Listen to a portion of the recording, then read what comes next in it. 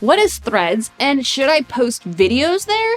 Hi, Taylor here at Financial Potion, where video is your financial potion. And to never miss out on a video, please make sure you subscribe to our YouTube channel and then click on the bell to get notified every Friday at 5 p.m. Arizona time that a new video has been posted.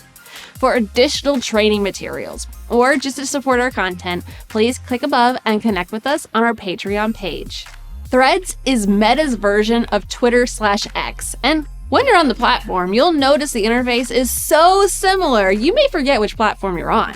Currently, you have to have an Instagram account to have a Threads account, and since they are attached, there is actually 41.79 million active daily users, with the majority being between the ages of 25 to 34 years old, and 68% of them are male.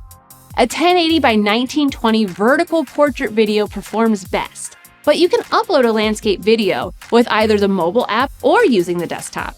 Videos can be up to 5 minutes long, however, shorter is still better. Post authentic, educational, insightful videos with the occasional direct sales. Don't forget to have fun from time to time too. So, are you currently using Threads or are planning to? Share in the comments, and if you need help with a video marketing strategy, schedule a complimentary strategy session with me today.